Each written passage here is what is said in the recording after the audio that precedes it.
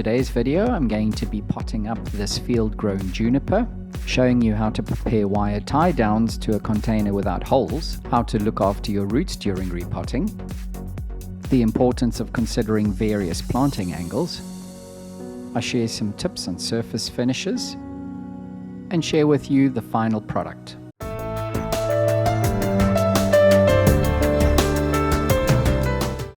If you find the following content helpful, then you can thank me by clicking the thanks button just below the video. So as already mentioned, I field grew this juniper, and then about 2 seasons ago I dug it out of the ground and planted it into this wooden box.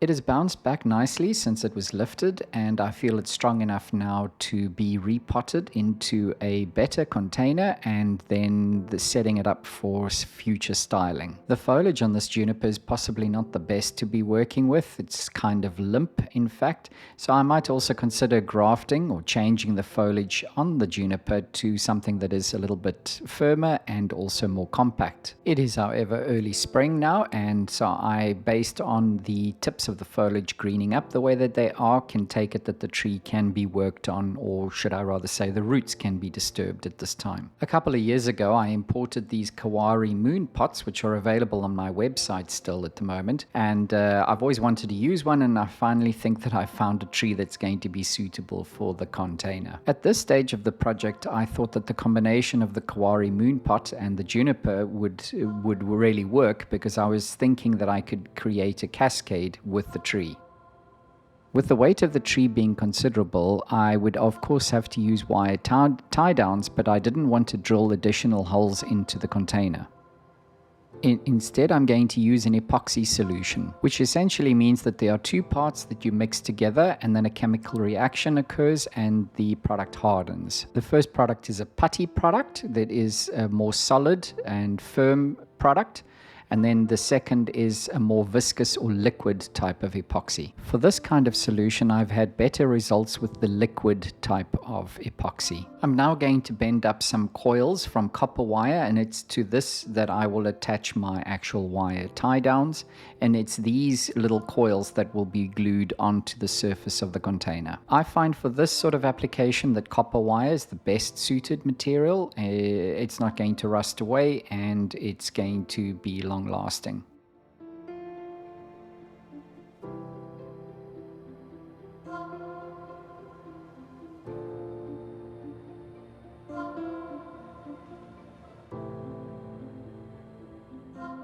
With the coils now prepared, I can go ahead and mix the epoxies. It is important that you use equal parts of both parts. Additionally, check the drying time of the epoxy that you're using, because you don't want to mix up more epoxy than you can use in that time period, because once it starts to harden, it's very difficult to work with.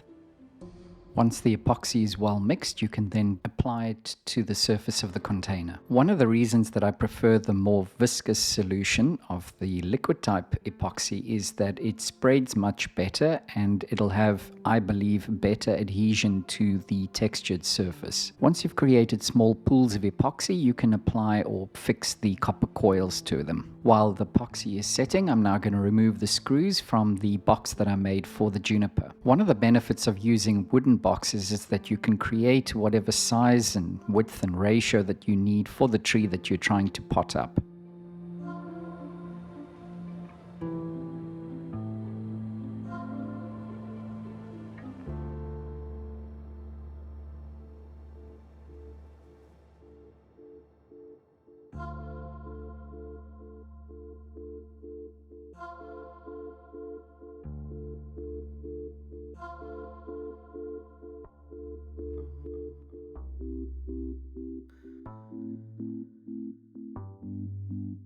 When you repot a tree, it's always nice to have the roots exposed so you can confirm their health. Additionally, when you see root tips like this, white in appearance, this means that the tree is now becoming active and the roots are starting to develop again in spring. This cross-section of the root system also gives you a good idea of the way that I layered the growing media, which was pumice, and I used a medium particle for the majority of the depth of the container and then a small particle near the surface. So what I need to do now is reduce the size of the root ball in order for it to get into or fit into the container, and in order to do that I will have to remove probably at least a third or so of the media that is in the root ball at the moment. Now I definitely don't want to bare root it as such, in other words remove all of the old media.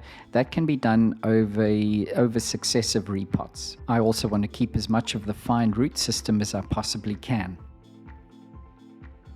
There is also a fair amount of the original field soil in the shin or the area just below the trunk, but I will open that up with a root pick just to allow oxygen to penetrate, but again not wanting to remove all of that media. It will be removed slowly but surely over a period of time. While working on the roots, if you see that they start to appear to be drying out, you can mist them with water. You can see me covering the root ball with a wet towel. It's because I realized that the epoxy was not going to be strong enough for me to actually attach the tree, so I let it stand overnight. In the morning the epoxy had set to full strength and I felt a lot more comfortable with attaching a weight to them.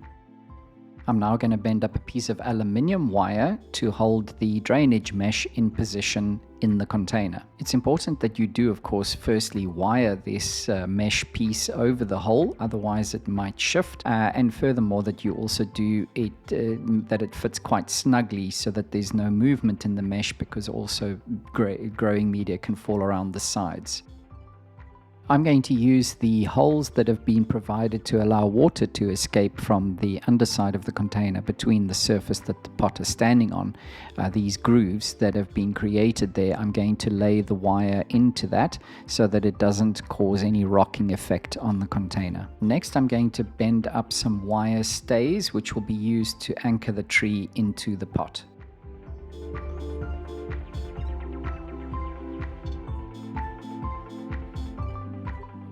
Now I will connect the wire stays onto the copper coils that have been glued into position.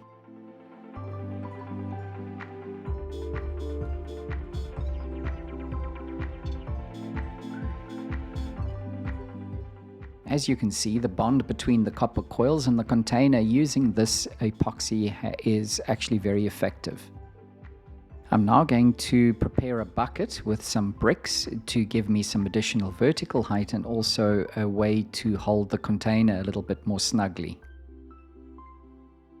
Before putting media into the container, I'm just going to do a test fit to see how it fits and if any major roots need to be reduced in size in order for it to fit better. I also wanted to play with various planting angles to see how I might position the tree finally before the media is in there, and would obviously create more dust with the movement. Now, of course, I could remove this lower branch and make a gin from it, or just remove it entirely, but what I realized quite quickly was that I was not going to be able to make a full cascade with this tree. I determined that a more upright angle would be better suited, but in order for it to fit, I needed to reduce the length of this branch, which I ultimately will create a gin of. So with the planting angle roughly determined, I can go ahead and place some media in, and I start off with a drainage layer of medium-sized akadama, and then followed with medium-sized pumice, which I will mix together.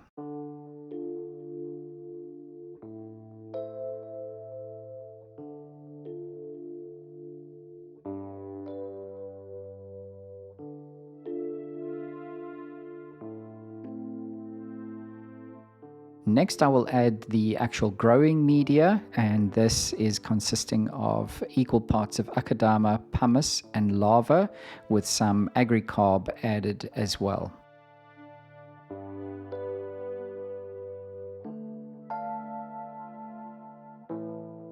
Keep an eye on the roots, and if they start to dry out, remember to mist them.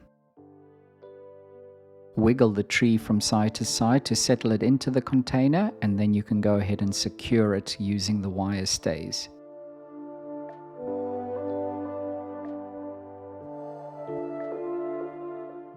I also use chopsticks that I hammered into the root ball to secure the tree with. The nice thing about using chopsticks is that they degrade in the pot, and you also don't need to worry about damaging any roots with wire.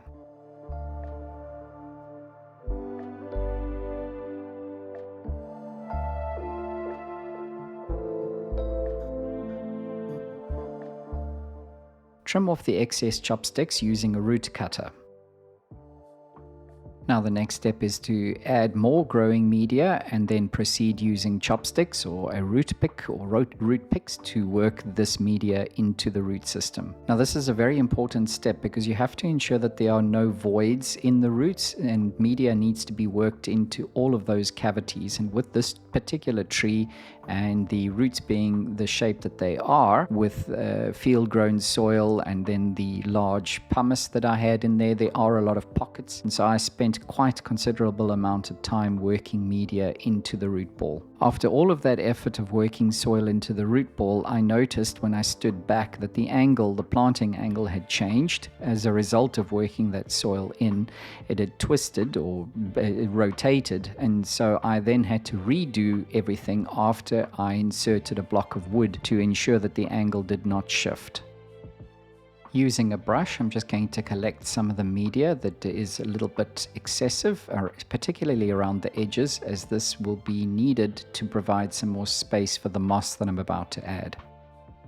Now, if I do not place any kind of surface treatment around the bonsai, this soil will very quickly be washed away when it's watered. There's probably a number of ways of solving this problem. One of them would be to use the standard top dressing of grated and sieved sphagnum moss with dried moss spores. But the method that I'm going to try in this video is to use large sheets of moss that have been collected from bonsai trees that were treated with top dressing. So in other words, this is green moss that is already growing in sphagnum moss dressing. If you found that content helpful and you'd like to thank me for it, please do so now by clicking the thanks button just below the video. So unlike moss that's been collected from ground, which tends to peel up when the first summer heat hits us in the Western Cape of South Africa, I believe this moss should adhere nicely to the surface of the bonsai. Not only does the moss look very appealing, but it also plays a very functional role. It also provides stability to the soil, preventing it from being eroded, and it also provides moisture or maintains moisture at this upper level of the growing media, which is conducive to surface root formation. Using the spatula, which is usually found on the reverse end of the tool of a rake tool, I tamp the moss down to ensure that there are no gaps between the moss and the surface of the soil. After a thorough watering, I feel that the work for now is completed. Depending on the tree's response to the treatment today, I might work on it, in other words, start with the styling next season. It's definitely a tree that I'd like to feature on the channel again, so if you haven't done so yet, please do like and subscribe to the channel, and I'm sure that you will enjoy the future videos on this tree, but not only this project, on many other projects that I will tackle. So thanks very much for joining me today, and until next time, take care and goodbye.